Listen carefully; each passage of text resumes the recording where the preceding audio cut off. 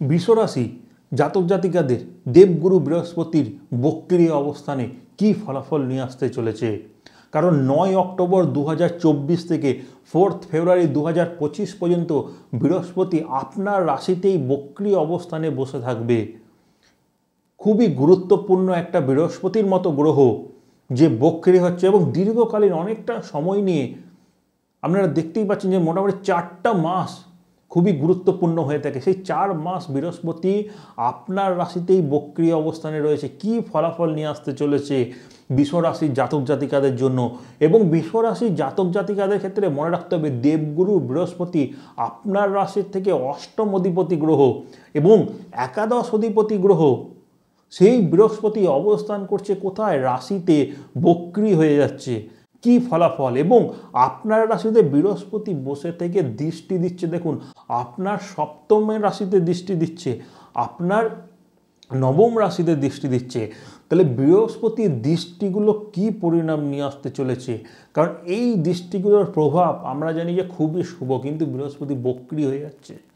রাশিতে বৃহস্পতি বক্রী, বৃষরাশির জাতক জাতিকাদের সর্বপ্রথম যে সমস্যাটা দেখা যেতে পারে, একটা ভুল সিদ্ধান্তের জন্য সমস্যাগুলো বৃদ্ধি পেতে পারে।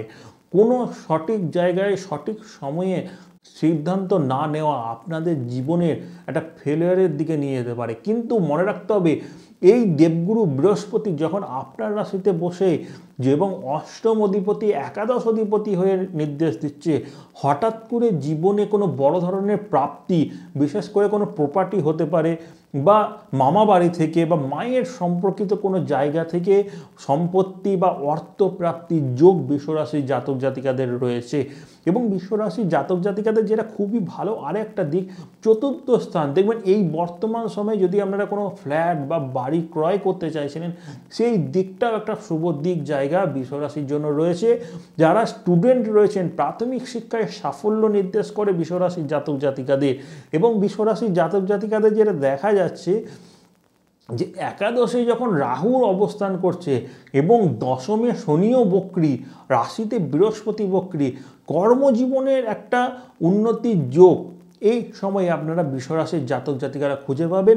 যে সকল কাজ আপনাদের এতদিন থেকে হয়ে ওঠেনি, বাধার সম্মুখীন হতে হচ্ছিল বৃষরাশির জাতক জাতিকাদের, তাদের ক্ষেত্রে একটা ভালো সময় বৃহস্পতি বক্রী অবস্থানে আপনাদের পাবেন। কিন্তু জন্মকালীন যদি দেখা যায় যে বৃহস্পতি বক্রী রয়েছে কুণ্ডলিতে, তাহলে কিন্তু কিছুটা বাধার সম্মুখীন আপনাদের হতেই হবে। এই জায়গাটাকে মনে রাখতেই হবে, কারণ জন্মকুণ্ডলী কিন্তু মেন। জন্মকুণ্ডলীর সাথে বর্তমান গোচরকে মিলিয়েই বিচারগুলো কিন্তু আমাদের হয়ে থাকে। এবং বৃহস্পতির 3টে দৃষ্টি আপনার রাশি থেকে যেটা দেখা যাচ্ছে, একটা পঞ্চমে দৃষ্টি পড়ছে এবং বৃহস্পতি আরও একটা দৃষ্টি রাশির সপ্তমে, এবং একটা দৃষ্টি পড়ছে কোথায়? নবমে। তাহলে পঞ্চম সপ্তম নবম এই যে একটা যোগের বৃহস্পতির দৃষ্টি রয়েছে, বিশেষ করে বর্তমান সময়ে বিবাহের একটা যোগ রয়েছে। যাদের বিবাহের বয়স রয়েছে, দেখাশোনা চলছে, বহুদিন থেকে বিবাহ হচ্ছিল না, তাদের বিবাহ হয়ে যাবে এই 9 অক্টোবর থেকে 4 ফেব্রুয়ারির মধ্যে। এবং পরিবার বৃদ্ধির একটা শুভ যোগ, বিশেষ করে সন্তানের যোগও কিন্তু নির্দেশ করছে বৃষরাশির জাতক জাতিকাদের ক্ষেত্রে। পিতার সুস্থতার জায়গাটাও কিন্তু অনেকাংশে ভালো আপনাদের নির্দেশ করছে।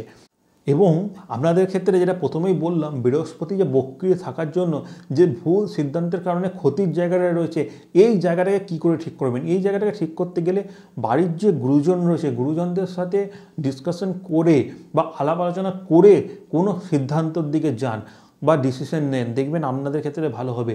এই সমস্যার জায়গাটা ঠিক হয়ে যাবে। এবং যাদের সন্তান রয়েছে, দেখবেন অনেকের ক্ষেত্রেই যেটা দেখা গেছে অসুস্থতার জায়গাটা বৃদ্ধি পাচ্ছিল, সন্তানের শরীর খারাপের জায়গাটা নির্দেশ করছিল, সেই জায়গাগুলো অনেকাংশেই কিন্তু বৃহস্পতির দৃষ্টির জন্য কমে যাবে। যারা রিলেশনের মধ্যে ছিলেন, তাদের সম্পর্কগুলো এবার ভালো হয়ে উঠবে এবং লাভ ম্যারেজের একটা যোগ বা প্রেম করে বিবাহের যোগ এই বৃহস্পতি বক্রী হলে বৃষরাশির জাতক জাতিকাদের নিয়ে আসতে চলেছে। এবং আপনাদের ক্ষেত্রে যেটা বলবো, আরও একটা যেটা যোগ রয়েছে, বৃহস্পতির যে দৃষ্টিটা দেখা যাচ্ছে, নবম যে দৃষ্টি পড়ছে বৃহস্পতি, এটা আপনার রাশির থেকে কিন্তু যেটা দেখা যায় আপনার রাশি থেকে নবমভাবেই পড়ছে।